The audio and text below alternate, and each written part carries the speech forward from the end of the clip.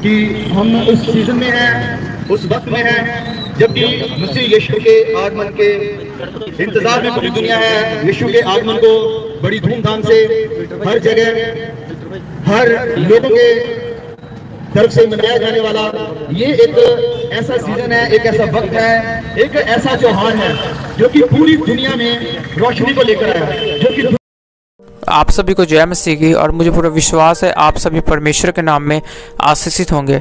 तो दोस्तों, आप लोग ने देखा कि किस प्रकार से सभी लोग प्रभु यीशु मसीह के सुसमाचार को लोगों के सामने रख रहे हैं और किस प्रकार से हर विरोधी के सामने, हर एक रोड, हर एक गली, हर एक सभी लोगों के सामने किस प्रकार से प्रभु यीशु मसीह का प्रचार किया जा रहा है, जैसा कि आप लोगों ने वीडियो में देखा।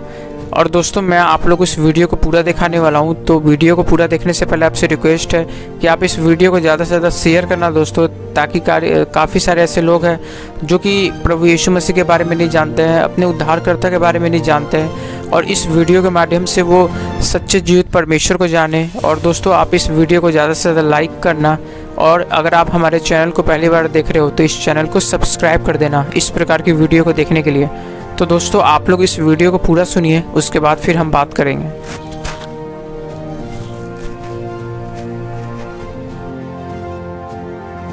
हर लोगों के तरफ से मनाया जाने वाला ये एक ऐसा सीजन है, एक ऐसा वक्त है, एक ऐसा त्योहार है जो कि पूरी दुनिया में रोशनी को लेकर आया, जो कि दुनिया में सच्चाई बनकर आया। लेकिन सवाल यह है जिसे आज हमसे हर किसी को पूछने की जरूरत है, और वो ये है कि मसीह यीशु इस दुनिया में आए आज से तकरीबन 2023 साल पहले, लेकिन उनके आने का मकसद क्या था, क्यों उन्हें इस दुनिया में आना पड़ा। हर कोई, हर इंसान जो भी इस दुनिया में आया है, जिसने भी अपनी माँ की कोख से जन्म लिया है, हर कोई किसी न किसी मकसद के साथ आया है। हर किसी ने इस दुनिया में जन्म लिया है किसी मकसद के साथ। कोई बुराई को खत्म करने के लिए आया, कोई अपने देश में स्वतंत्रता को लाने के लिए आया, कोई एजुकेशन सिस्टम को रेवोल्यूशनराइज करने के लिए आया, कोई अपने देश में क्रांति को लेकर आया। किसी का मकसद था देश के सिस्टम को जो कि बिगड़ा हुआ है उसे सुधारना। हर कोई इंसान जो दुनिया में आता है, बड़ा नाम बनाता है, वो किसी ना किसी मकसद के साथ आता है और उस मकसद को पूरा करता है। लेकिन जब बात आती है मसीह यीशु की, तो सवाल पूछने की ये जरूरत है कि मसीह यीशु इस दुनिया में क्यों आए, क्या कारण था उनका, और क्या उन्होंने आकर इस दुनिया में स्टैब्लिश किया, क्या कमाया उन्होंने।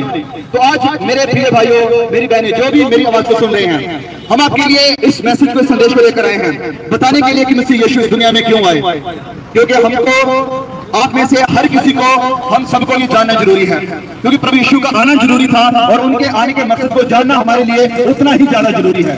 क्योंकि जब दुनिया की शुरुआत हुई, पहले आदम ने गुनाह किया, पाप किया, जिसके कारण पूरी दुनिया में बुराई छा गई, पूरी दुनिया के अंदर पाप आ गया, लोगों के अंदर नफरत आ गई, लोगों के अंदर ईर्ष्या आ गई, लोगों के अंदर घमंड आया, लोगों के अंदर बुराई आई, लोगों के अंदर कत्ल करने की, नफरत करने की, लोगों को मारने की, काटने की इच्छा आई।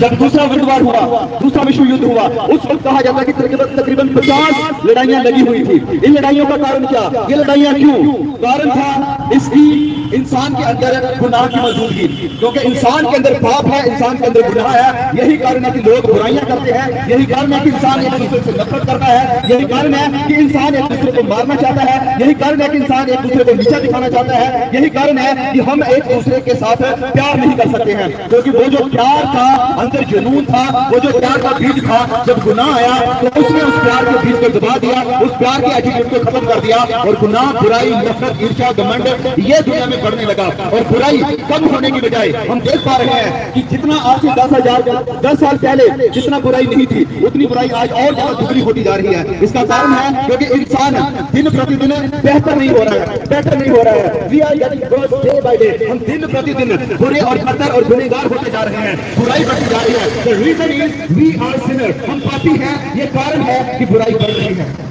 इंसान पाप इस कारण नहीं करता है कि वो पापी है, इंसान पाप इस कारण करता है कि उसके अंदर पाप का बीज है, और वो पाप कभी भी दूर नहीं हो सकता है। बड़े लोग आए, प्रचार किया, बड़े लोगों ने पाप को, पापियों को खत्म करने की कोशिश करी, लेकिन प्रभु यीशु मसीह को आना पड़ा ताकि वो जो पाप, वो जो नफरत लोगों के अंदर है, वो जो दिल जो कि बीमारी से भरा पड़ा है, और उस दिल को बीमारी लगी है, और दिल को बीमारी लगी है पाप की, उसका बदलना जरूरी है, उसको नया करना जरूरी है, और उस बुराई को खत्म करने के लिए, गुनाह को जड़ से मिटाने के लिए गुनाह पाप जो लोगों के ऊपर राज्य करता है, हुकूमत करता है, रूल करता है, उस रूल को तोड़ने के लिए, उस गुनाह की बुराई को पूरी तरह से निकालने के लिए मसीह यीशु को इस दुनिया में आना पड़ा। और जब यीशु जब इस दुनिया में आए, उन्होंने कहा कि मैं दुनिया को एक गुनाहों को अपने ऊपर उठाने के लिए आया हूँ। मैं इस कारण आया कि जो बुराई करने वाले हैं, जो पाप करने वाले हैं, जो गुनाह में जकड़े हुए हैं, जो टूटे हुए हैं, जो बिखरे हुए हैं, जो परेशान हो गए हैं, जो लाचार हैं पाप कर करके, जिन्होंने इस दुनिया में शांति को पाना चाहा, जो लोग दुनिया में प्यार को चाहते हैं, जो प्यार के भूखे हैं, जो प्यार से दूर हैं, जो टूट चुके हैं, जो कंगाल हो चुके हैं, उन लोगों को उम्मीद देने के लिए मसीह यीशु का इस दुनिया में आना जरूरी है। और जब मसीह यीशु इस दुनिया में आए तो उन्होंने जो पापियों के पास आते थे, उन पापियों को मारा नहीं। लोग कहते हैं कि जैसे बता रहे थे, लोग कहते हैं कि जब तुम पापियों को खत्म कर दोगे तो जो पाप है दुनिया में खत्म हो जाएगा।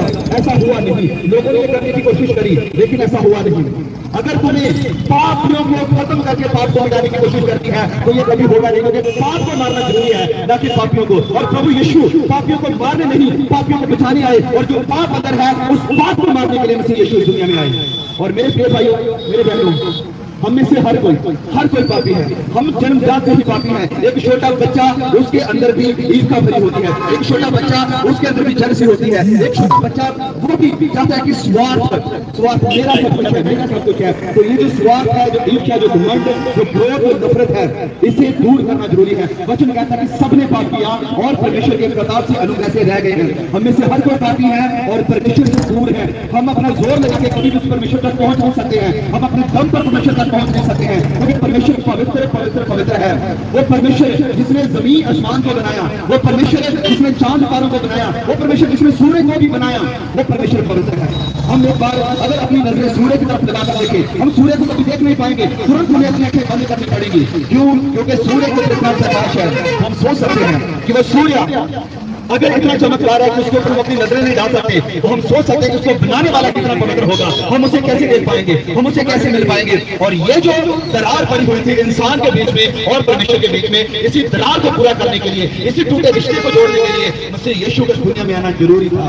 यही कारण है कि इस दुनिया में आए। और आज मेरे प्रिय भाइयों और बहनों, हम जो पापी हैं, जन्मजात पापी हैं, वो मुझे और आपको उम्मीद देने के लिए आए हैं। हो सकता है आपने अलग अलग तरीके से अपने आप को खुश करने की, प्रसन्न करने की कोशिश करी हो सकता है आपने गलत रास्ते चुने हो। आपको लगता है कि शायद मैं नशा करूंगा, शायद मैं थोड़े से सुट्टे लगा लूंगा तो मेरा जो सिस्टम है वो सही हो जाएगा, मुझे संतुष्टि मिल जाएगी। लेकिन मेरे प्यारे प्यारों के प्रॉब्लम को बताया कि दुनिया की कोई भी चीज, ना पैसा, ना दौलत, ना नशा, सानू कोई भी सच्ची संतुष्टि और सच्ची आजादी नहीं दे सकता। सच्ची आजादी सिर्फ और सिर्फ एक ही नाम में मिलती है, सच्ची संतुष्टि, जो कि पूरी दुनिया को देना चाहता है। वो रोशनी जो पूरी दुनिया को जिसकी जरूरत है। अंधकार हम में से हर किसी को बिछाया हुआ है और रोशनी बनकर और रोशनी देने के लिए उसे यीशु का आना इस दुनिया में जरूरी था। और आज से 2023 साल पहले उसे यीशु ने दुनिया में अपना कदम रखा और वो रोशनी बनके, वो उम्मीद बनके, वो इंसान जाति का उद्धार करता बनके, छुटकारा देने वाला बनके इस दुनिया में आया। और मैं आज आपको वो यीशु दे रहा हूँ। कोई मजहब आपको नहीं बेच रहे हैं, कोई हम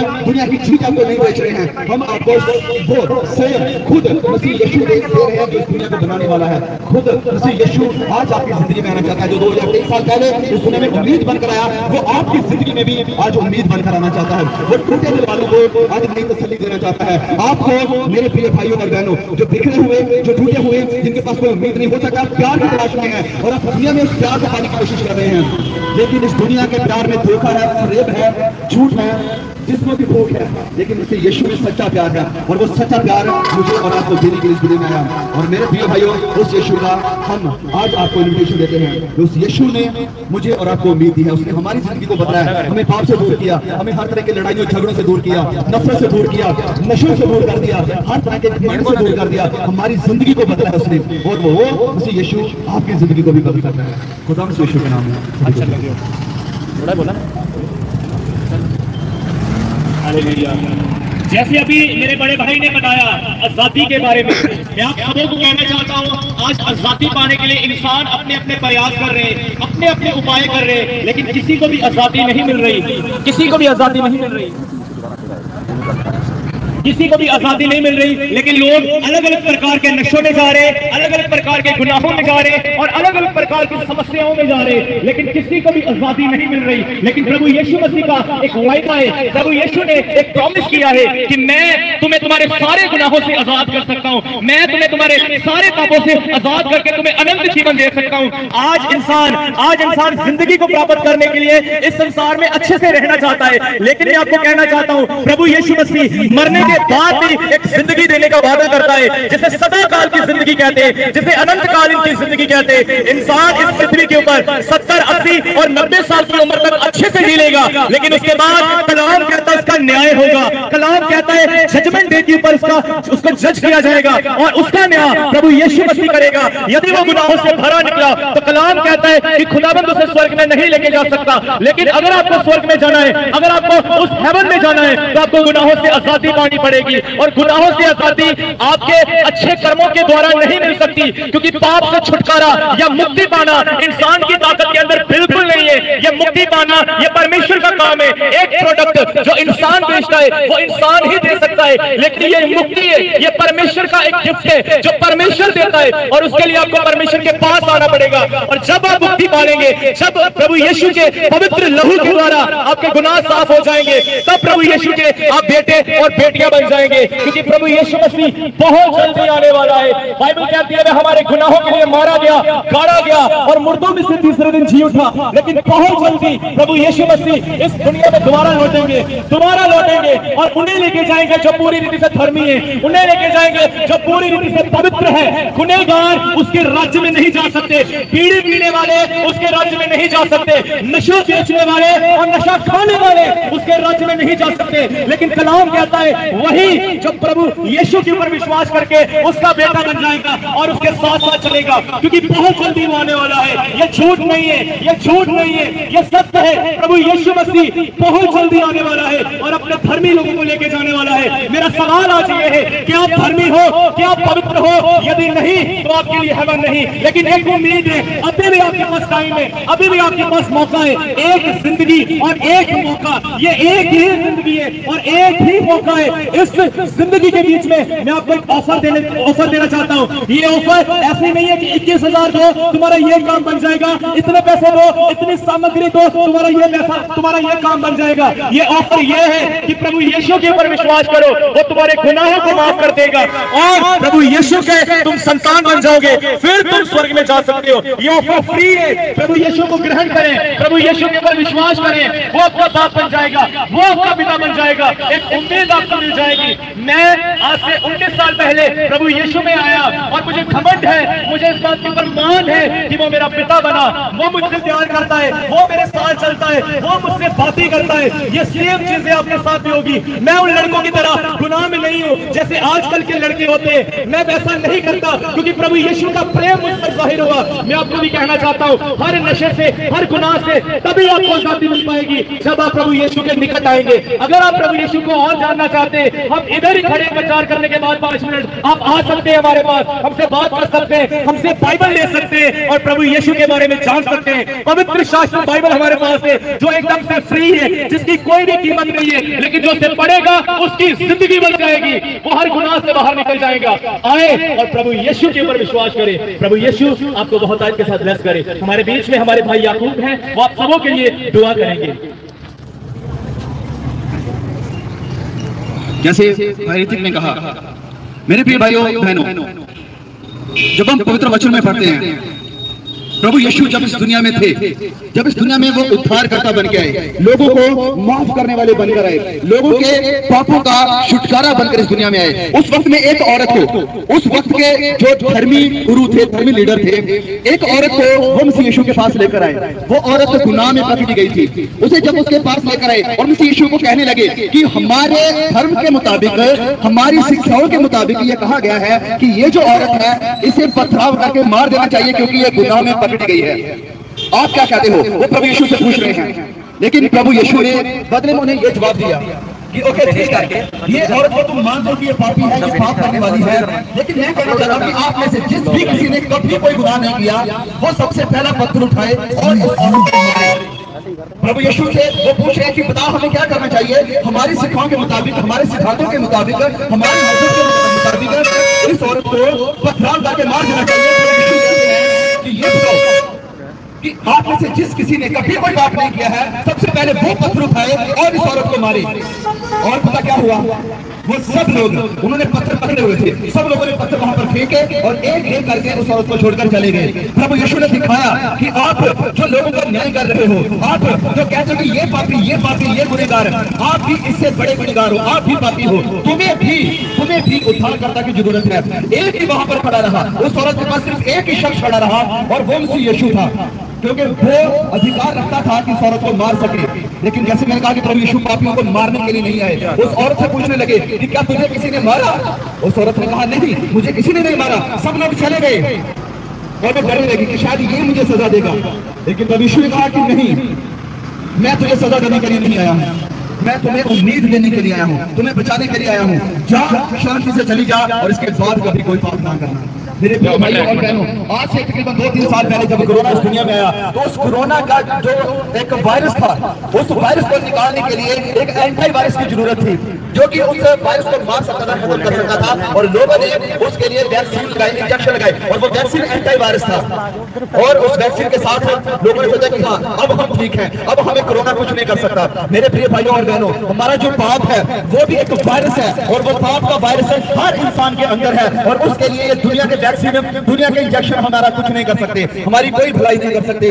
पाप के वायरस के लिए, पाप जो कि वायरस हर एक की जिंदगी में है, दिलों में है, उसके लिए मसीह यीशु का लहू असली वैक्सीन है, जो लोगों को पाप से छुड़ाता है, पाप से आजाद करता है, पाप से चंगा करता है। पाप से चंगाई देने के लिए, ना उम्मीदों को उम्मीद देने के लिए मसीह यीशु दुनिया में आए। उनके विषय में हजारों साल पहले, सैकड़ों साल पहले ही भविष्यवाणियां कर दी गई थी। बता दिया गया था कि एक आएगा जो कुमारी से पैदा होगा, एक आएगा जो बैतलहम में जन्म लेगा।